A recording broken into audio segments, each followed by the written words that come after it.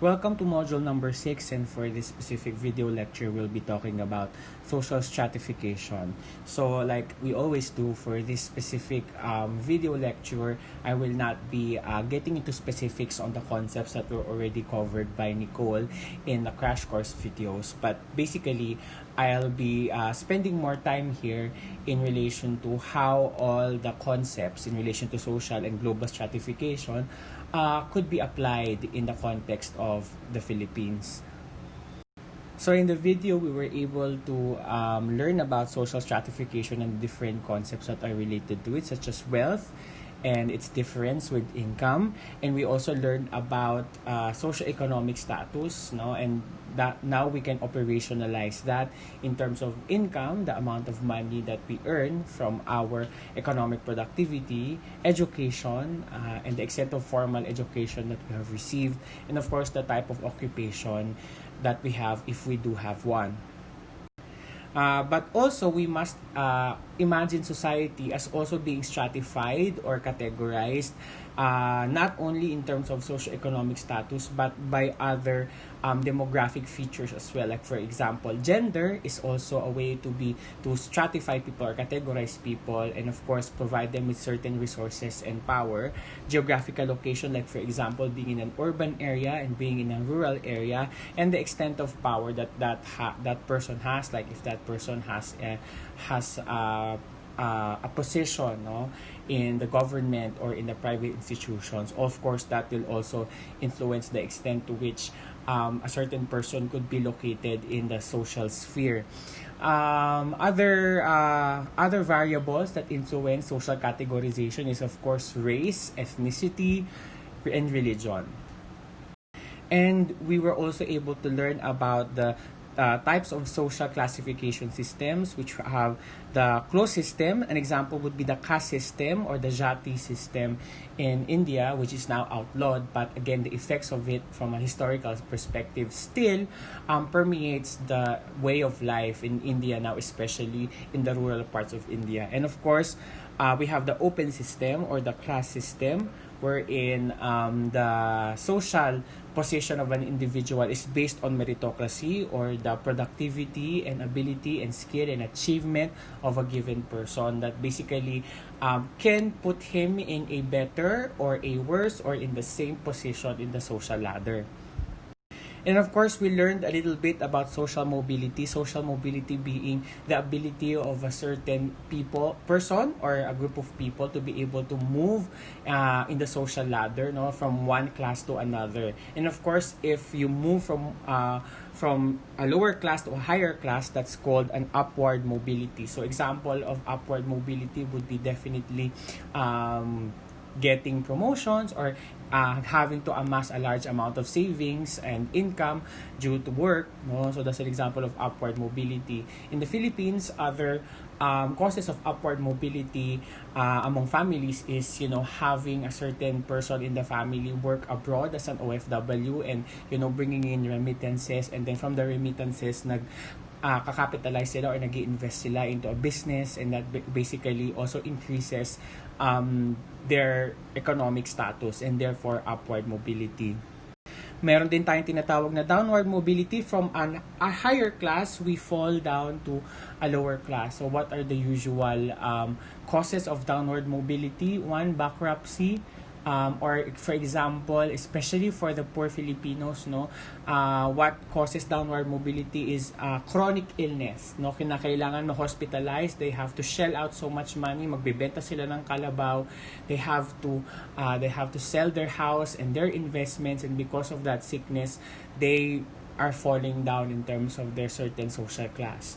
And of course, more than any time, we are experiencing a lot of downward mobility among a group of population right now because of the pandemic. Because there's a lot of we stop economic activity in certain areas of society. A lot of people are getting unemployed, and therefore wala masyadong income flows for certain people's families and groups. And because of that, nawawalan yung savings nila, they deplete. They have to sell some of their investments. Their wealth also gets depleted, and that puts them in a lower socioeconomic class. Next, we also have what we call intra-generational mobility, meaning people within the same generation, they usually step up or step down a social ladder. For example, yun nga, no, a parent goes to another country to become an OFW, and within her generation, she's able to move from one part of the ladder to the next, no? So that's an example of intra-generational mobility, which is different from intergenerational mobility, wherein usually it is the younger generation of the family who has a better social standing than the parents. And usually that's the case, no? Especially in urban centers, it would come out that the younger members of the family would end up having better social standing compared to their parents. No? So that's called intergenerational mobility. And then we also have what we call horizontal mobility. When we say horizontal mobility, this is, moving from one socioeconomic status to the next, but not really like going up. Like for example, di ba pag pinag-usapan natin yung SES, it's not just income, it's also education and economic and employment or occupation, no? So for example, some people, they move from one occupation to the next, but they don't really increase in terms of their social standing, or they get a more advanced education, but relatively pareho pa rin ang kanilang kinikita and their social standing does not change. That is called horizontal mobility. They change in certain variables of the socioeconomic status, but generally their socioeconomic standing does not change. And of course, hindi nabanggit, but it's always looming in the discussions in Crash Course, is the role of privilege. So basically, a privilege is a special right, advantage, or immunity granted or available only to a specific person or a specific group. So basically, these are social labels that come with it, a lot of power and opportunities that other groups don't have. For example, we have white privilege, and basically people who have, Caucasian descent are more likely to succeed in places like the United States compared to their non-white counterparts or the people of color. And of course, you also have what we call the male privilege. No? In a patriarchal world, being male and exuding masculine characteristics usually get you better in life compared to, women and those who perform effeminacy. And we also have straight privilege. No? People who are straight have more sanctioned positive behaviors compared to LGBTQIA counterparts. And of course, we have class privilege. When you say class privilege, when you belong to a higher class, there are more opportunities available for you, and the chances for you to succeed in life would be better. So when we talk about social stratification in relation to socioeconomic status, it's a privilege to be in an upper social class. Because you get to be able to navigate around the problems, societal problems, as easy because you have money to be able to access support for it. Like for example, healthcare or good education. These are the things that are ingredients to a successful life that you can easily have access to if you're richer.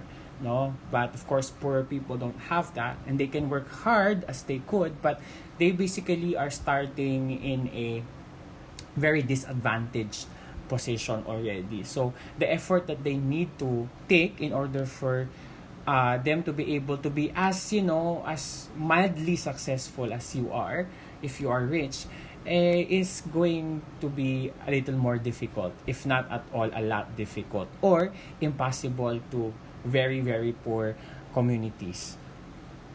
Now, in the Philippines, we have a certain classification in relation to socioeconomic class, and we have the poor, the low income but not poor. We have the lower middle income, the middle class, the upper middle income, the upper income but not rich, and the rich.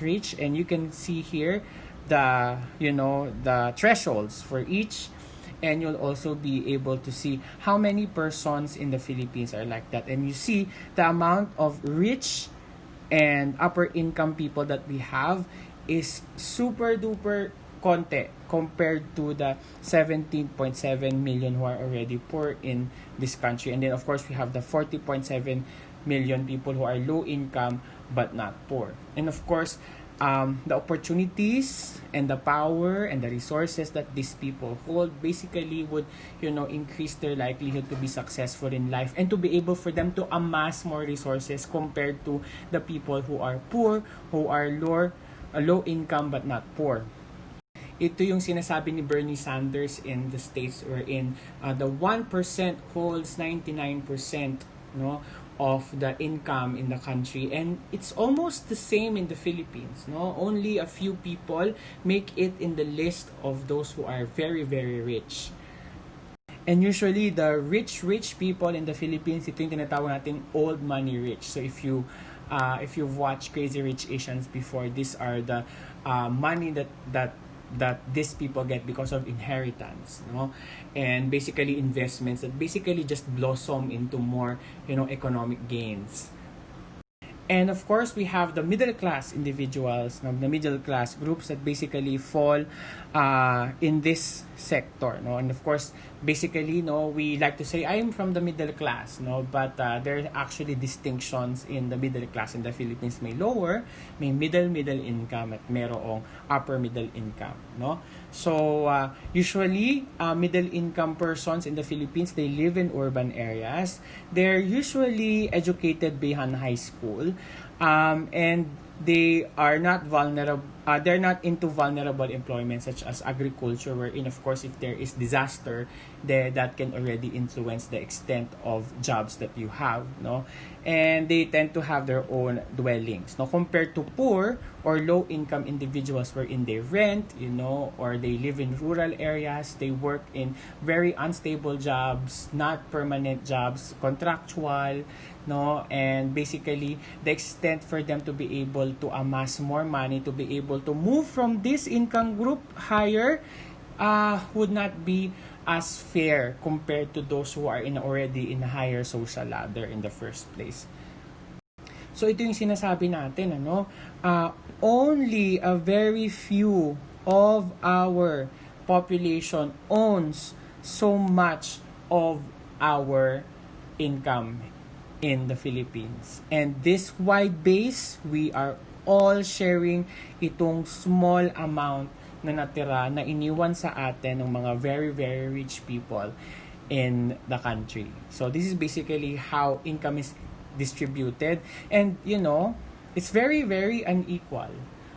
Diba? And again, if we go further and the systems just remain the same, the tendency is the rich just continue getting richer because this provides them with the capacity to make more investments, and the investments are basically the one that amass riches for you.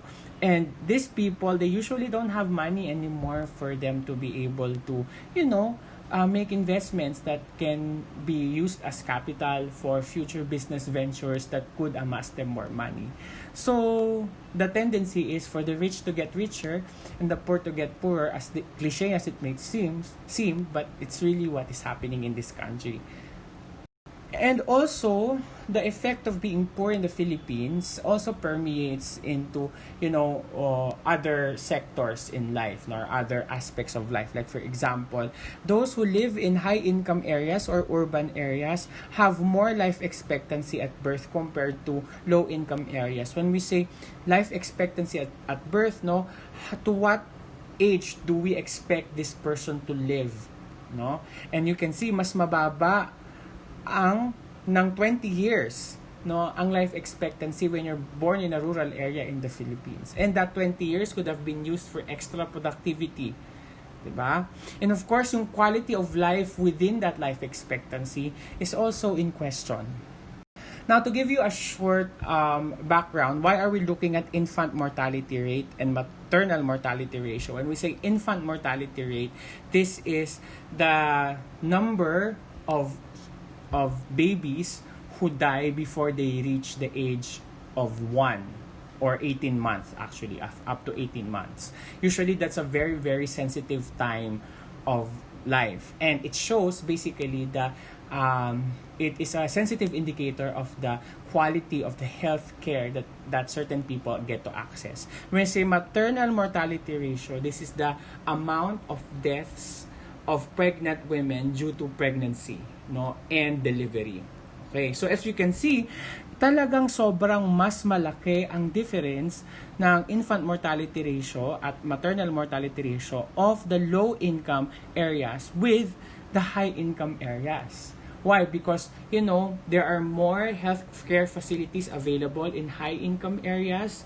There are more health services available and accessible in high-income areas. In low-income areas, in rural areas, you only have one barangay health center being shared by 3 barangays. And there's only one doctor there for that, and then you only get to see that doctor once or twice a week. And the quality of service that doctor is already given with the amount of work that he is given as a public health doctor is already compromised. And therefore, yung health services na nakukuha nila ay it's not as quality as we would hope it would be compared to higher income countries. So the tendency is that potential problems for infants and pregnancies are not identified quickly, and therefore we see a lot of lost lives because of that, and this is tangential to being poor and being in a community that is poor. And if you could see, the extent of being underweight and stunting. When we say stunting, yung height ng bata, yung supposedly ideal height of a certain child at a given age,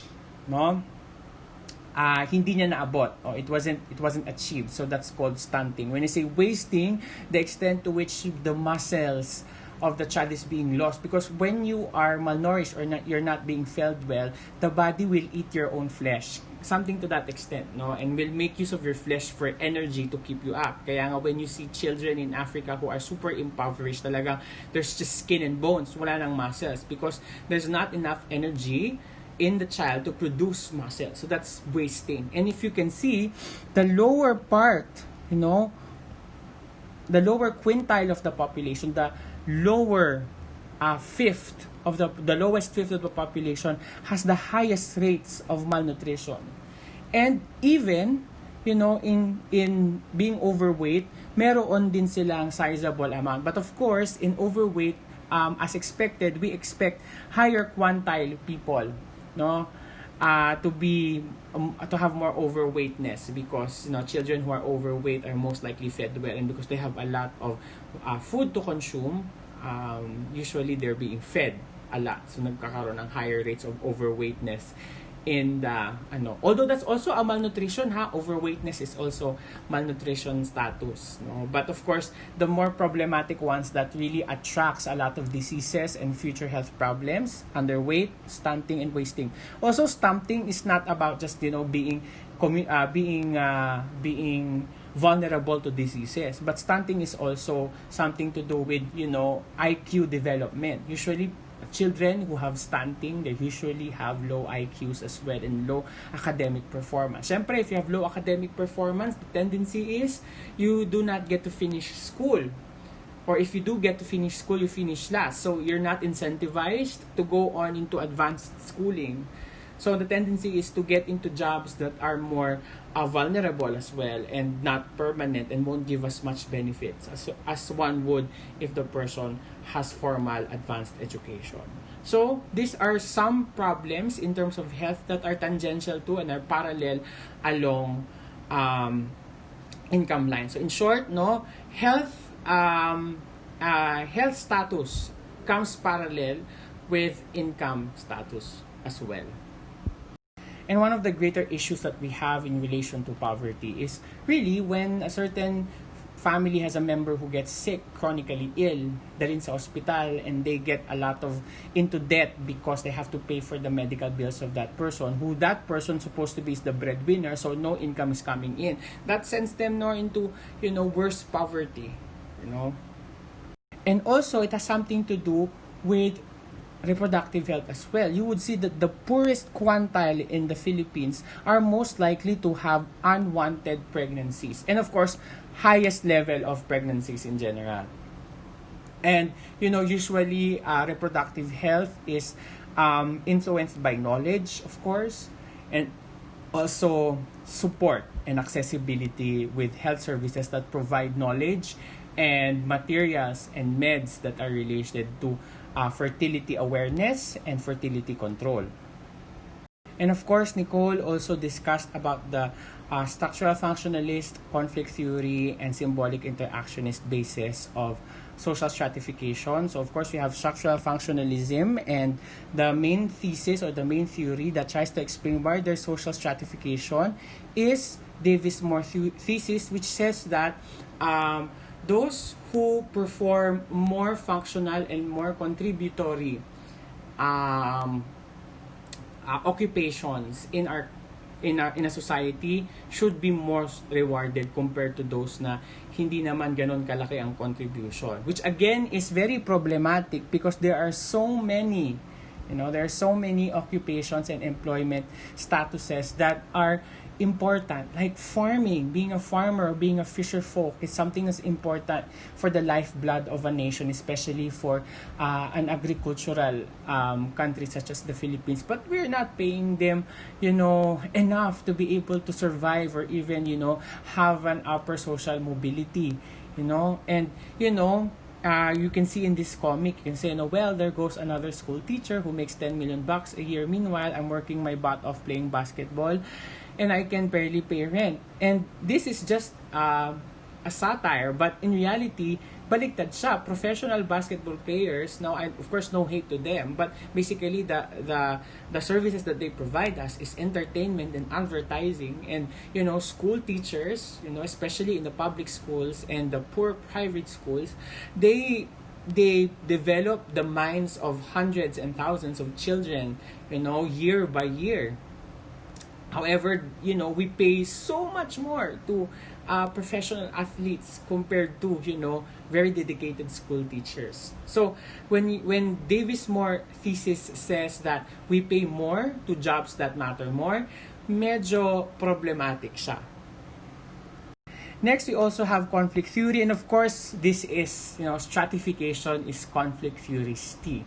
No? So basically, there's inequality in society because that's how inequality is. Now, there will be groups of people who owns the resources, who will, in a capitalist, especially in a capitalist society, they will definitely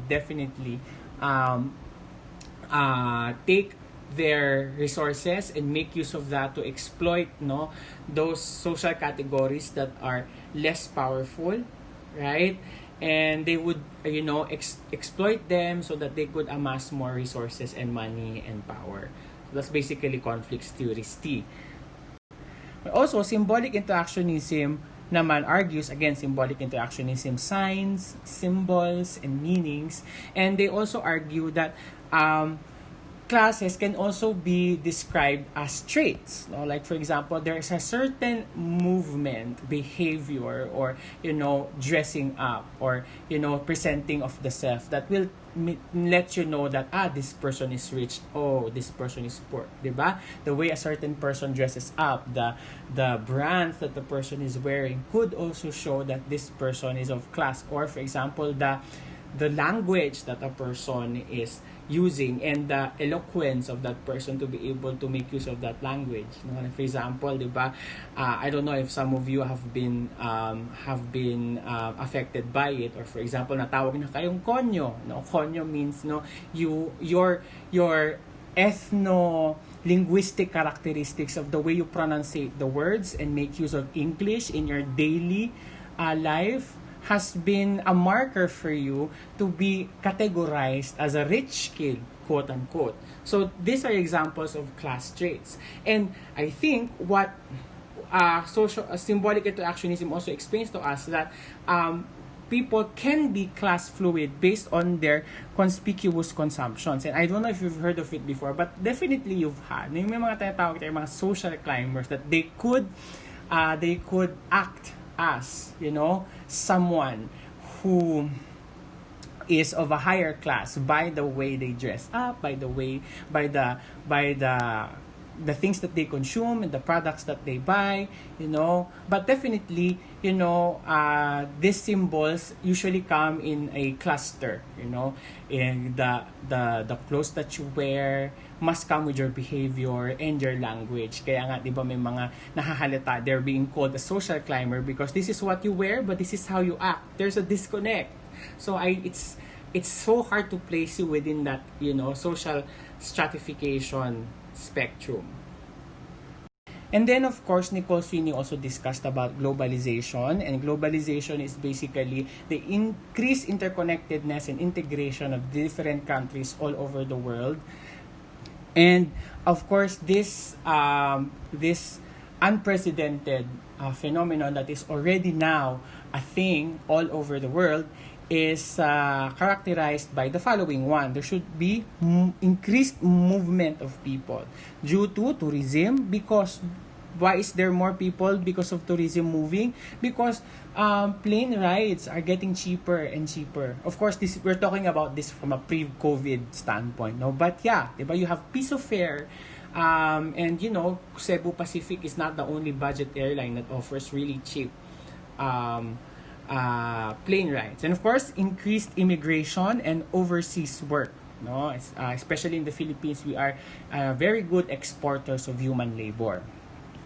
Next, globalization is also due to increased movement of information. Because of the birth of the internet, information that is found and cultures that are found in another country can be accessed by people from another country. No, that's the reason why we get to enjoy K-pop. We get to enjoy more of American series. No, because we have Netflix, we have YouTube, we have Spotify, and this basically connects us with other cultures and productions in the world.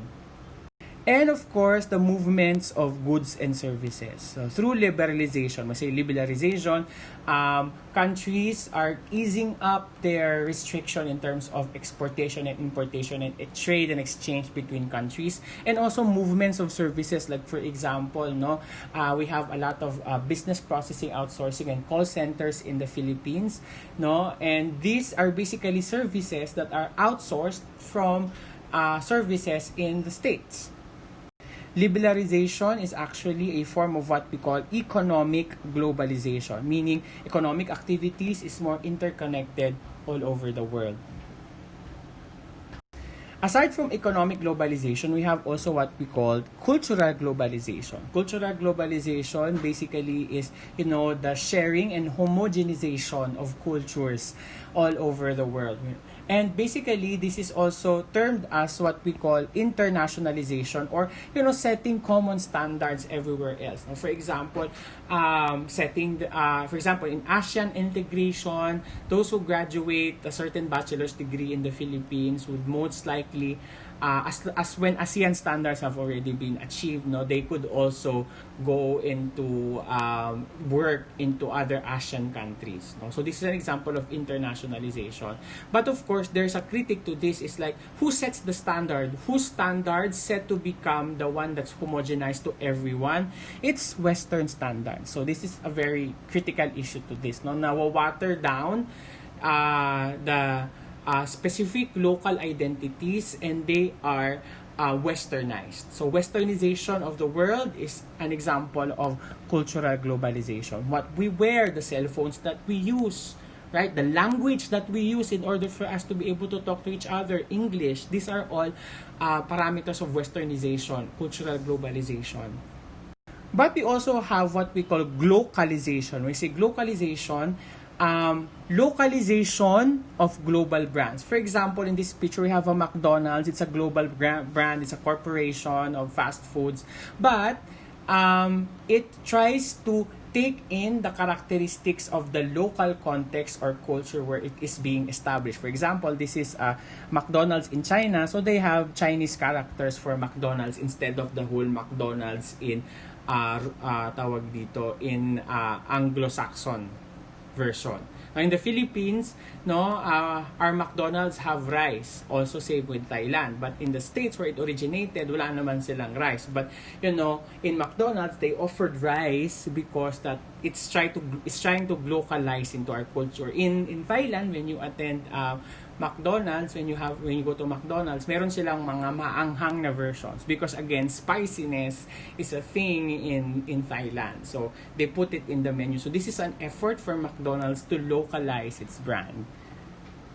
And of course, we have political globalization, meaning there is now organizing bodies that basically oversee, how the world is doing and how the countries are interacting with each other. And examples of governing bodies in relation to these are United Nations, World Health Organization, etc. So basically, we also understand that in a global society, the standing of each country is different. So we have global stratification. And of course, in the video, we also learned that there are two theories that basically try to understand why so. So we have modernization theory by Rostow, meaning it says that, those countries that don't have as much income and economic gains and standing compared to other countries are those who failed to modernize. And of course, there are many stages to this, and it has already been explained. And of course, we have dependency theory. Dependency theory is that other countries are kept as low income or middle income countries. They do not survive as much, or they do not thrive as much because a lot of their resources have already been pillaged because of colonialism, and they are still, being pillaged right now because of neocolonialism. And according to dependency theory, countries could be divided into core countries. Core countries are the blue ones in this map. And basically, the core countries are usually the high-income countries, and they have really a good sway of the global policies towards they could bully other countries into having trades with them. They are the ones who are exporting information and also exporting and outsourcing the activities that semi-periphery and periphery countries have, and they are the ones who are good in terms of information processing and probably also manufacturing the goods. We also have the periphery countries, and the periphery countries are those countries who are usually low-income countries, and basically their natural resources are being used by the core countries, not just the natural resources but also the cheap labor coming from their country. Because mababa yung economic standing nila, mababa lang din ang bayad sa labor nila. So it's easy to get people to work into jobs from jobs that are outsourced from a core, And of course, we have semi-periphery who both has, capacities to be able to influence some sort of policy globally, has some sort of power to be able to industrialize itself, but also has components of being dependent to core countries. Example ng semi-periphery ay tayo in the Philippines. So the Philippines is a semi-periphery because we have the capacity to industrialize, but also we are also swayed with the powers of the core countries such as United States, England, etc. And also, as explained, we no longer classify the countries all over the world as first, second, and third world country because this is a very outdated and unuseful and insulting way of categorizing the countries. So do not use first world, second world, third world anymore. But what we do in order to categorize them based on global stratification are the following. We can call them as high-income countries such as the United States and some countries in Europe. We have upper and lower middle-income countries, and we have the low-income countries. So for high-income countries, what are the issues that they are seeing? So one, it's capital flight. So capital flight means a lot of their work are being outsourced into poorer countries such as, for example, the Philippines, India. The customer services na ina-outsource na sa atin kasi nga mas it's cheaper to pay labor here.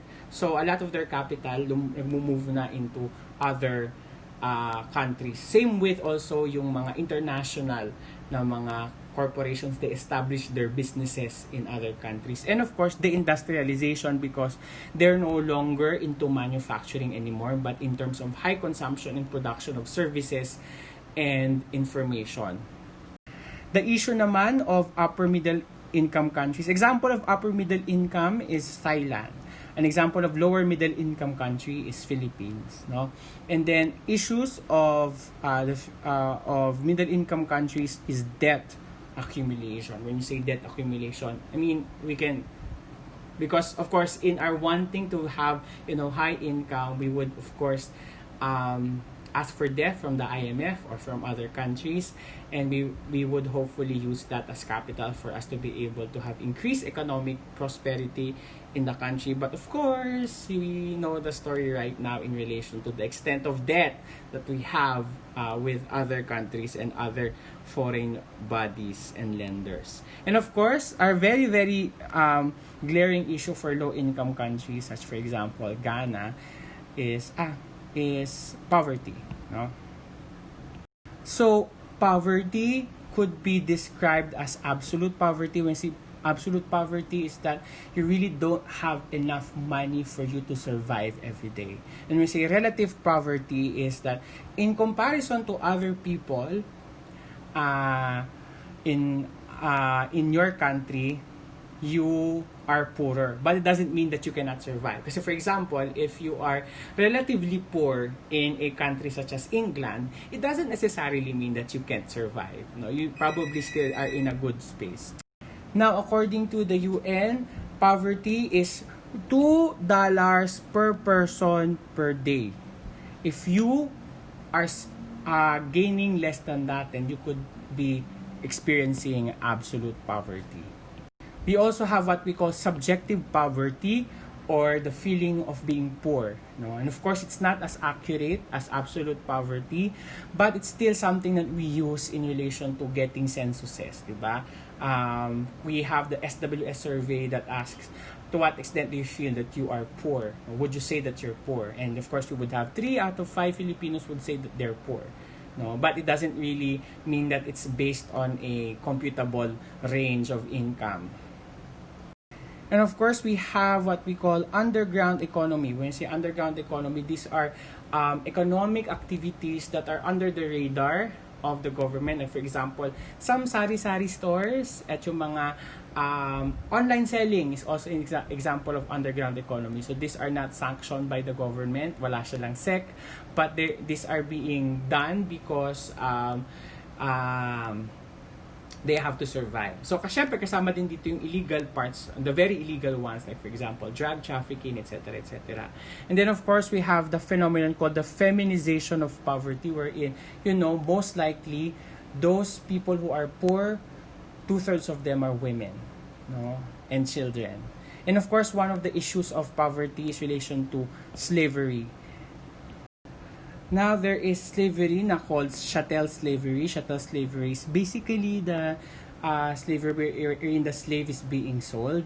And then we also have what we call debt bondage. Yung debt bondage naman is because the family has high debt to a certain person, that the family will give a child to that person to serve for that person as payment for the debt. And of course, some of the victims of slavery are children, and some slaves have been victims of human and sex trafficking.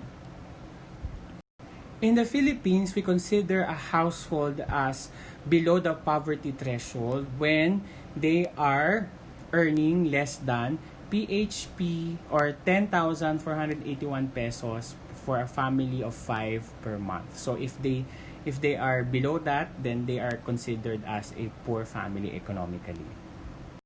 Now, of course, one of the biggest problems of poverty is that it's a vicious cycle, because for persons with low income, they would most likely not able to get good education that can bring them, to a better job, or will not provide them good health care, and therefore decrease their ability to become productive. And therefore, because of lack of education or poor health, then the human capital of that given country will be also low, and therefore when the the labor market is not that good, and tendency is there's low economic productivity, that is of course leading to low income. Now for another cycle would be, because of low income, there would be lesser savings, because usually the income that you get, nasi-zero mo siya, na ma-max out mo siya for the basic services. So there's no savings, and therefore when there's no savings, there's not much to be able to invest. And of course, investment is very much needed in order for you to grow your economic status. And because of that, there's low economic growth that can lead to low income. So this is called the poverty trap, that we can look from an individual and a societal level. So in this video, we were able to learn about social and global stratification, and we looked into how that influenced in the Philippines. And we were able to talk about the different concepts like social mobility. We talked about meritocracy, class systems, caste systems. We also talked about socioeconomic status and how they're measured. We talked about the different socioeconomic classification in the Philippines. And we described the middle class. And we looked into how economic status influence the health and the opportunities of poor families. And we also looked into global stratification, the two theories, modernity and dependency theory, and we looked into the different issues that is confronted by the different types of countries in relation to income level. And we talked about poverty, slavery, and the vicious cycle of poverty.